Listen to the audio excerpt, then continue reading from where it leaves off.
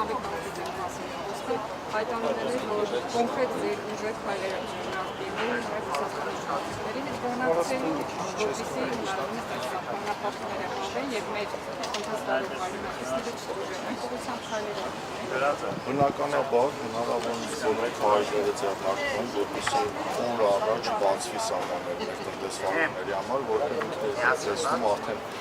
ձկնաբուծարանները հույժ խնդրի առաջ կանգնած լոզիկում արդեն սուպերմարկետում լոլիկների օրեր են լինում իջնում են մինչև 90 գրամ, դա նշանակում է, որ առնվազն 70 գրամով է սուպերմարկետը վերցնում, իսկ այդ ինքնարժեքի մեջ չի կարող տնտեսվարողը ուղղակի վնասով դուրս չգա։ Պլյուս դրան արդեն մնացած ոլորտները, թե ծաղկի շուկան արդեն բոլոր դեպքերնակ, թե ինչպիսի գնանքն է տեղի ունեցել եւ ինչպիսի վատ պայմաններն են, վերջերս մի ջերմատնային տնտեսությունն է, ծաղիկ աճեցնող, որը մոտ 50-60 հազար դոլարի ծաղիկ էր, ուղղակի հանել էր, այրել է, ու այս խնդիրների մեջ ինձ ամենաշատը նյարդայնացնում է իշխանությունները ցինիկ կեցվածքը, որ մի 4 բեռնատար կամ 5 բեռնատար հանել են Լեհաստան ու խոսում են եվրոպական շուկա գրավելու մասին, դիվերսիֆիկացիայի մասին, դիվերսիֆիկացիա անելու համար առնվազն 8 տարի բարձրաձայնն է, որ մեր պետք բանջարեղենները ունեն որակի խնդիր, պետք է պետական հստակ քաղաքականություն միջամտություն, որ այդ որակի խնդիրը չունենա, պետք է հստակ քաղաքականություն, որ ցանկացած մթերքի արտադրության մեջ լինի հետագծելիություն, որպեսզի տնտեսվարողը արտահանողը փորձի ֆերմերից գնել, հասկանա ինչ պարտանյութեր, ինչ թունաքիմիկատներ, ինչ տարբեր այլ նյութեր օգտագործել, որը համապատասխանում է եվրոպական չափանիշներին, թե ոչ։ Եվ ընդհանրապես այս մեծ բիզնեսի, մեծ առևտրի մասին պատկերացում չունենալով, մարդկանց հասցնելով այս վիճակին, ու սենց թեթև ոնց որ Արցախյան պատերազմի ժամանակ էր, չէ՞, մի հատ ԱԹՍ էին խփում, թուրքումի 5 գյուղ գալիս էր, այդ ԱԹՍ-ն ցույց էին տալի, ասում էին, իսկ հետնից հաղթեցինք, հաղթում ենք, մի նույնը տնտեսության մեջ է։ Մեր տնտեսվարողները շատ վատ վիճակի մեջ են ու բնականաբար մենք որպես կուսակցության ներկայացուցիչ եւ մեր կուսակցության ղեկավարը բոլոր հնարավորինս քայլերը պետք է ձեռնարկենք, որ առավել սահմանները բացվեն։ Դեպի կամերաները կթեքվեք։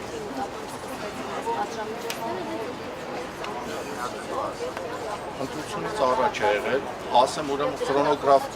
տեսեք, եթե քրոնիկոմին հետևեք, նման դեպք եղել է 2024 թվականին, նման դեպքեր եղել են 2023 թվականին, ասեմ ավելին 2024 թվականին Ռուսաստան Ռոսոխոզնadzorի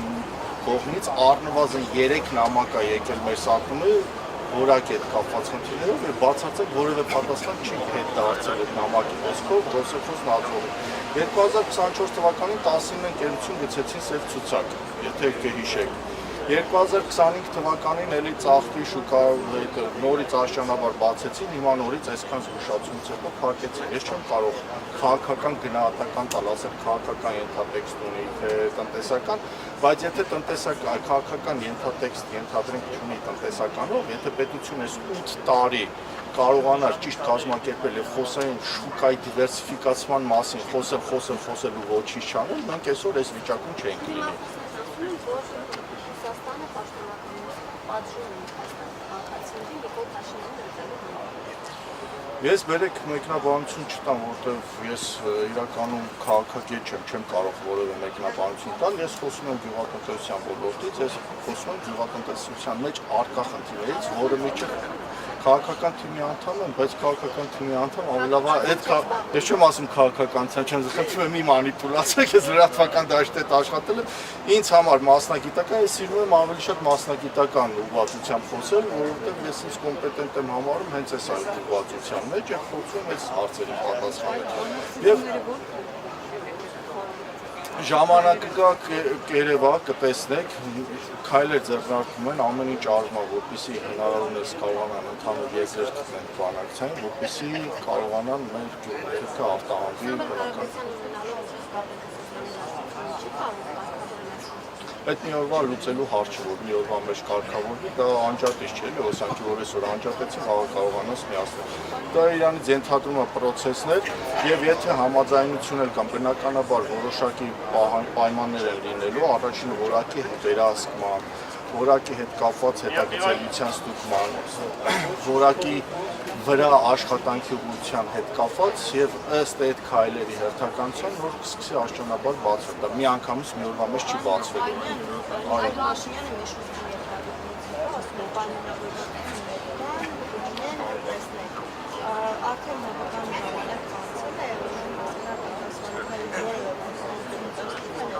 Եթե ընդհանրապես արտահանում չկա, հետևաբար փոփոխություններ չկա։ Եթե ընդհանրապես առեսպար գյուղատնտեսական որևէ մթերք չի մտնում ռուսական շուկա, նշանակում է որևէ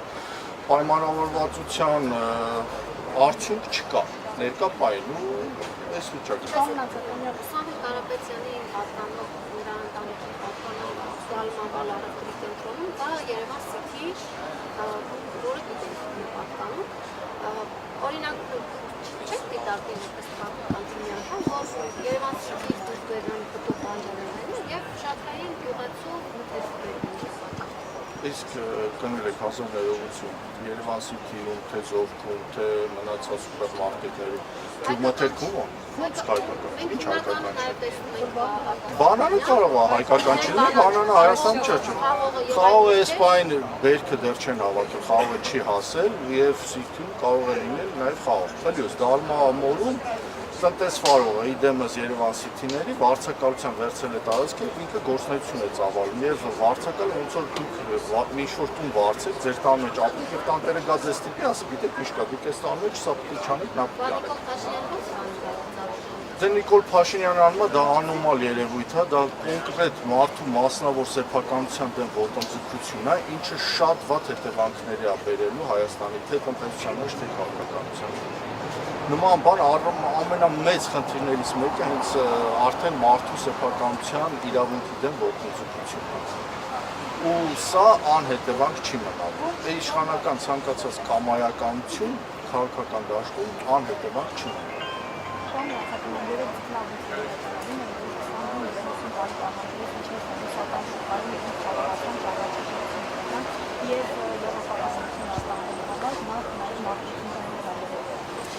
Ժամանականում կպահանջի, որպես տնտեսվարողների հարցերից եւ ձեր քաղաքականությունների ինչ է կարող է աջակցել այս դեպքում դիպլոմատիաները։ Տեսեք, Եվրոպական միության հետ կապված մի քանի գործոններ կա, որ չգիտեմ ինչի, տեսեք, Պապոյան Գևորգի հետ